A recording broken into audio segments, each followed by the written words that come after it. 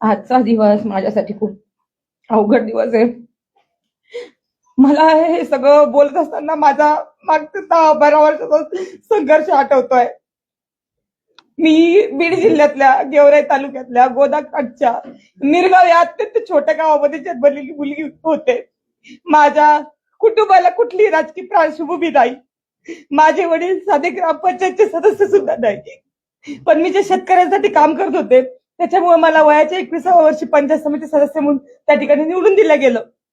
आणि मला शेतकऱ्यांच्या वेदना कळल्या, कारण की मी शेतकऱ्याच्या पोटची होते म्हणून. त्यानंतर मी शेतकऱ्यांसाठी अनेक आंदोलने केले. माझ्या वयामधल्या सगळ्याच मुली असतील ज्या वयामध्ये नटत फुटत असतात, त्या वयामध्ये मी हे सगळं बाजूला ठेवलं. सकाळी एकदा आयुष्यामध्ये आरशात पाहिलं की दुसऱ्या दिवशीपर्यंत मी आरशात सुद्धा पाहायचे नाही. पण शेतकऱ्यांसाठी मी माझं आयुष्य झोकून दिलं. आणि ऐन तारुण्यामध्ये 5 गुन्हे माझ्यावर अंगावर दाखल झाले. आणि खूप कमी वयामध्ये मला न्यायालयाची पायरी चढावं लागली. हे प्रत्येक कार्यकर्त्यांच्या आयुष्यात होत नाही. मी हे सगळं जगत असताना आणि संघर्ष करत असताना अनेक कार्यकर्ते पाहिलेत की ज्यांना मोठं होता येत नाही, पदापर्यंत जाता येत नाही, निवडणुकीच्या यंत्रणेमध्ये काम करता येत नाही. पण मी नेहमीच महिलांचा, शेतकऱ्यांचा, शेतमजुरांचा आवाज बुलंद करण्याचं काम केलं. माझ्या खूप कमी वयामध्ये मी पोलिसांच्या लाटाकाटा खाल्ल्या. अक्षरशः मी ज्यावेळेस माझ्यावर गुन्हे दाखल व्हायचे त्यावेळेस मी पोलीस स्टेशनला 5-5 तास 2-2 दिवस मी संडास बाथरूमच्या बाहेर झोपलेली आहे. आणि अनेक वेळा न्यायालयामध्ये ज्यावेळेस आपण शेतकरी गुन्ह्यावर काम करतो तर त्यावेळेस ते वकिलाचे पैसे भरण्यासाठी, न्यायालयाचे पैसे भरण्यासाठी सुद्धा माझ्या खिशेमध्ये पैसे नसायचे. पण अशा परिस्थितीमध्ये त्यांचा आवाज बुलंद केला. माझ्या गेवराई तालुक्यातल्या कार्यकर्त्यांनी कधी माझ्याकडून वडापावची सुद्धा अपेक्षा केली नाही. मी बिनलग्नाची मुलगी होते. राजकारण घाणेरडं असतं असं म्हणतात, पण माझ्या बापाने एवढं मोठं दगड काळीच करून एवढ्या राजकारणामध्ये मला घातलं. पण मी सुद्धा तशी वागले आणि संघर्ष करत राहते. पुढे छत्रपती संभाजीराजांच्या आशीर्वादानं मराठा क्रांती मोर्चामध्ये आम्ही काम करत असताना संभाजीराजांनी आम्हाला एकत्रित आणलं आणि त्या ठिकाणी आमचं लग्न झालं. लग्नानंतर सुद्धा एकही दिवस नवीन नवरी म्हणून मी राहिले नाही. मी दुसऱ्या दिवशी प्रभागाच्या बाहेर पडले, त्यांच्या लोकांसाठी काम करायला लागले. पण हे सगळं करत असताना माझ्याकडून चुका होतात. माझ्या आयुष्यामध्ये माझं पूर्ण आयुष्य शेतकरी विरुद्ध कारखानदार यांच्या संघर्षामध्ये गेलेलं आहे. आणि आज इथं मी खेड्यातली मुलगी शहरात आल्यानंतर 360 डिग्रीमध्ये माझं आयुष्य पूर्ण चेंज झालेलं आहे. माझा लढा मागचा शेतकऱ्यांसाठी होता, पण या पुणे शहरामध्ये आणि या शहरामध्ये शेतकरीच नाहीत. तर ही मुवमेंट सगळी लक्ष घेण्यामध्ये माझ्याकडून काही चुका घडल्या असतील. लग्नानंतर आम्ही 20-23 दिवसानंतर काश्मीरला गेलेलो होतो. तिथं हल्ला झाला. अनेक आमच्यासारखे कपल त्या ठिकाणी रूम मध्ये बसले असतील, पण आम्हाला ते वेदना झाल्या. आमच्या रक्तात रक्त चळवळ होती, संघर्ष होता. आम्ही घरातून बाहेर पडलो. महाराष्ट्रातल्या लोकांना प्रयत्न केले, त्यांना बाहेर काढलं, अनेकांना धीर दिला. आम्ही 8 दिवस तिथे थांबलो. लाल चौकामध्ये त्या ठिकाणी आंदोलन केलं. महाराष्ट्राचे मुख्यमंत्री आदरणीय देवेंद्रजी फडणवीस यांना व्हिडिओ कॉल केला. आणि ज्यावेळेस तो हल्ला झाला त्यावेळेस तो माझा व्हिडिओ व्हायरल झालेला तुम्ही बघतात. तो हल्ला झाल्यानंतर 1 तासामध्ये मी दिलेली ती प्रतिक्रिया होती. त्याच्यानंतर 2-4 तासामध्ये आम्ही जखमींना भेटलो.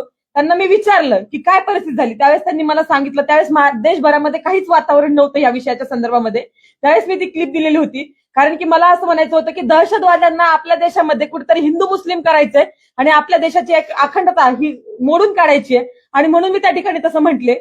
परंतु नंतर 3 तासानंतर वातावरण बदललं, प्रतिक्रिया यायला लागल्या जखमींच्या. आणि त्यावेळेस कळालं की खरंच त्यांना धर्म विचारून मारलं आलेलं होतं.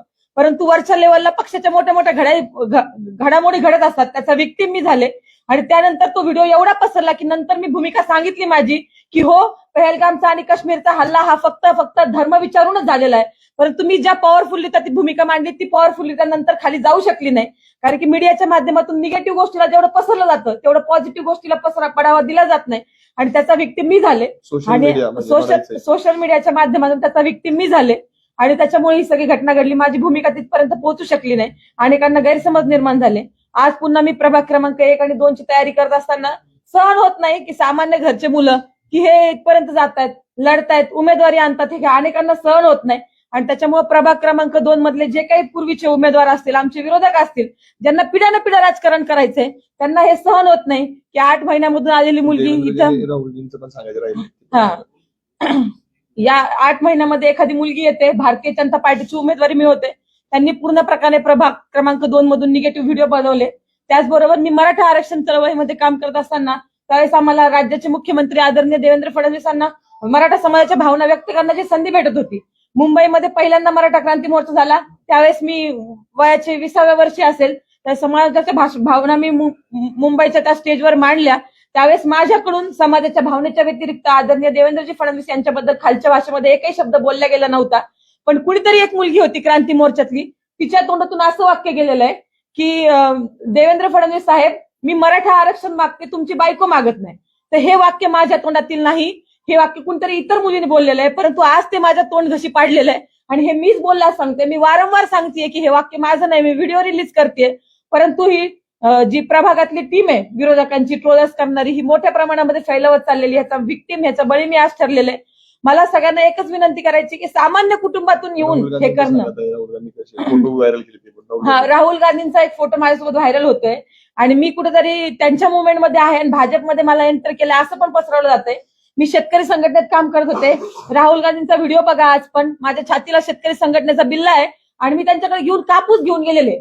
माझ्या गावाकडून मी एसटीने राहुल गांधींना भेटण्यासाठी पोहोचले होते, कारण की ते मराठवाड्यात आलेले होते. एसटीने पोहोचून सकाळी 5:30 वाजता मी त्यांना गाठलं होतं आणि त्यांना सांगितलं होतं की आयात निर्यात धोरण हे कापसाचं बदललं पाहिजे, त्याच्यावर काम झालं पाहिजे, तर शेतकऱ्यांना कापसाला न्याय भेटेल, शेतकऱ्यांना भाव भेटेल. परंतु आज ते कापूस वगैरे सगळं सोडून दिलंय त्यांनी. फक्त त्यांनी काहीतरी व्हिडिओ व्हायरल करायचा, एखादं कुणाला तरी भेटतं. अशी खूप मोठी गँग मला वाटतं देशभरामध्ये झाली. याचं व्हिक्टीम सामान्य घरचे मुलं होतात.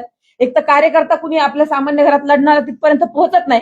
तिथपर्यंत पोहोचून धनाभाऊंचं लग्न झालं आणि त्याच्यानंतर मी तिथपर्यंत पोहोचू शकले. त्यांच्या आशीर्वादानं आणि त्यांच्या सगळ्या आजपर्यंतच्या केलेल्या कामामुळे मी तिथपर्यंत पोहोचू शकले. परंतु आणि सगळ्या सहकार्यांमुळे धनाभाऊंना ज्यांनी आजपर्यंत सहकार्य केलं त्यांच्यापर्यंत मी आज पोहोचू शकले. परंतु हे सगळं मोडीत काढण्यासाठी त्यांनी हे षडयंत्र केलेलं आहे. मला माहिती आहे की भारतीय जनता पार्टीने मोठ्या मनाने मला या प्रक्रियेमध्ये स्वीकारलं होतं आणि ज्यावेळेस आपलं लग्न होतं त्यावेळेस हिंदू धर्म संस्कृतीमध्ये आपण पतीला देव मानतो. त्या ठिकाणी मी त्यांना देव मानून त्यांनी घेतलेला निर्णय हे त्यांच्या दोघांनी एकत्रितपणे विचार करून आम्ही भारतीय जनता पार्टीची पूर्ण आचारसंहिता असेल, त्यांचे नियम कानून असतील किंवा त्यांची एक ठेवण असेल, ती सगळी समजून घेऊनच मी भारतीय जनता पार्टीमध्ये प्रवेश केला होता. नेत्यांनी सुद्धा माझ्यावर विश्वास ठेवला आणि त्यांनी अनेक पक्ष देत नसतील उमेदवाऱ्या, परंतु भारतीय जनता पार्टीने माझं काम बघून, सर्वे बघून मला त्या ठिकाणी उमेदवारी दिली होती. असं इतर पक्षामध्ये होताना दिसत नाही. मी त्यांचे खूप खूप आभार मानते. परंतु कुठल्याही सामान्य कार्यकर्त्याचा जो 8x10च्या खोलीमधून येतो, धनाभाऊंचं 2017च्या पूर्वीचं आयुष्य बघा तुम्ही. 8x10च्या खोलीमध्ये धनाभाऊ मोठेचे झालेले आहेत. अक्षरशः त्या रूमला संडास बाथरूम सुद्धा नव्हतं. अशा परिस्थितीमध्ये धनाभाऊ मोठे झालेले आहेत. तिथंच बेडरूम, तिथंच किचन, वरतून काय ओलारू पडू नये म्हणून त्याला मध्येच खांब लावलेला. अशा परिस्थितीमध्ये हा कार्यकर्ता मोठा झालेला आहे. मग ह्या ट्रोलर्सला सगळ्यांना तुम्ही सहन करतात. मोठे मोठे लोक चुकतात.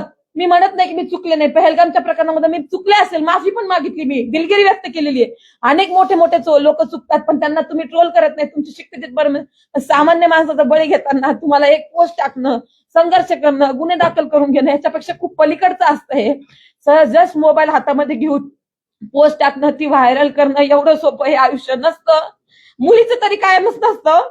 आणि मला असं वाटतं की ते तुम्ही सगळेजण केलं तर तुम्ही यशस्वी झाला. माझ्याशिवाय दुसऱ्या कार्यकर्त्याचा तुम्ही बळी घेऊ नये.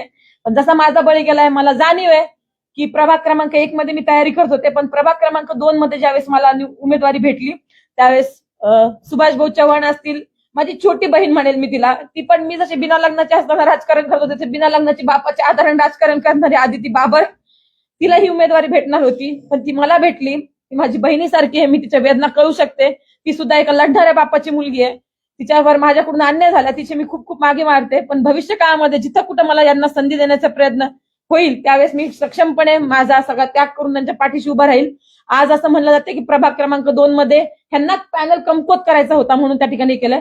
पण मला त्या प्रत्येकाला सांगायचंय, मग राहुल दादा जाधव असतील, सुधीर वाघमोडे असतील आणि त्याचबरोबर आमच्या रेणुकाताई चलवादी असतील, या सगळ्यांना प्रभाग क्रमांक 2 मधल्या नागरिकांनी उचलून धरलं पाहिजे, यांच्या पाठीशी उभं राहिलं पाहिजे आणि यांना 15 तारखेला कमळ या चिन्हावर मतदान केलं पाहिजे.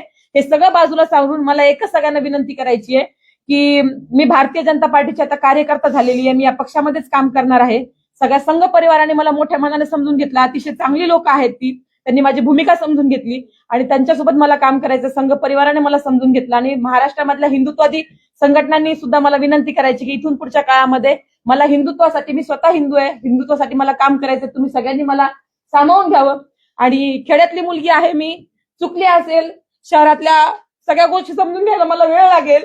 मी त्या समजून घेईल, ही चळवळ समजून घेईल, संघ परिवार समजून घेईल, हिंदुत्व काय ते समजून घेईल आणि तुमच्या मार्गदर्शनाखाली इथून पुढच्या माझ्या आयुष्याची वाटचाल करेल. झालेल्या सगळ्या चुकांबद्दल मी माफी मागते आणि शहरात आणि राज्यात त्याचबरोबर जिथं जिथं भारतीय जनता पार्टीच्या कार्यकर्त्यांना माझी गरज असेल तिथं मी जीवाचं रान करणार आहे. मला माहिती आहे की आम्हाला मराठवाड्यामध्ये म्हणायचे की आपली मराठवाड्याची शेतकऱ्याची वाघीण आहे, परंतु वाघीण ज्यावेळेस जखमी झालेली असते तर त्यावेळेस ती अतिशय जोमाने काम करते. तसंच भारतीय जनता पार्टीचे सगळे उमेदवार निवडून जाण्यासाठी मी जोमाने काम करणार. मी जसं स्वतःसाठी लढले असते त्याच्यापेक्षा जास्त मी त्यांच्यासाठी लढणार. आमचे सगळे फाउंडेशनचे कार्यकर्ते, धनाभाऊंवर प्रेम करणाऱ्या माझ्या बहिणी यांनी मी अतिशय नवीन असताना सुद्धा माझ्यावर बहिणीसारखं प्रेम केलं. त्यांचे ऋण मी आयुष्यात विसरू शकत नाही. मीडिया बंधू माझ्या पाठीमागे आतापर्यंत आयुष्यात अनेक वेळा तुम्ही उभा राहिल्यात, त्याच्याबद्दल मी तुमचे चरण धरते, तुमचे आभार मानते. भविष्य काळामध्ये सुद्धा तुम्ही या पुण्याच्या शहरामध्ये, मोठ्या शहरामध्ये जे कधी पाहिलं नव्हतं आपण शहर, त्याच्यामध्ये तुम्ही मला सामावून घ्याल, त्याबद्दल खूप आभार मानते. धनाभाऊ, राजकीय आयुष्य आपल्या दोघांचं आहे, पण माझ्यामुळं किंवा आपल्या एकत्रित येण्यामुळं तुमच्या राजकीय कारकिर्दीला काही झालं असेल किंवा होते, त्याबद्दल मी तुमची बायको म्हणून तुमचे चरण धरून तुमचे खूप खूप आभार मानते. तुमचे लढणारे कधी रडत नाहीत. आयुष्यात मी तुला सांगितलंय रडायचं नाही, लढायचं. तर माझी माफी मागण्यापेक्षा पक्ष नेतृत्वाला तुझ्यामुळे जो काही त्रास झाला असेल त्यांची माफी मागणं उचित वाटतं आणि तू त्यांच्यासाठी तुझा घेतलेला पुढचा लढा तुला पण एक पती कसा असावा, म्हणजे अनेक वेळा राजकारणात महिला आहेत, पती पुढे राजकारण करतो, महिला मागे राहते. पण धनाभाऊ विषयी सांगायचंय मला की त्यांनी कधी पण स्वतः मागे राहिले आणि तू आरक्षणावर महिलांची लढती ना, तर तू समोर फ्रंट आली पाहिजे, ज्यांच्यासोबत काम केलं पाहिजे, त्यांच्या प्रश्नांना तू भिडली पाहिजे.